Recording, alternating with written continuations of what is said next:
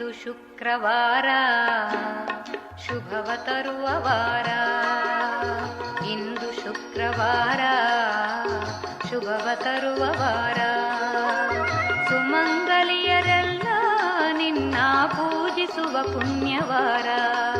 ಇಂದು ಶುಕ್ರವಾರ ಶುಭವ ತರುವ ವಾರ.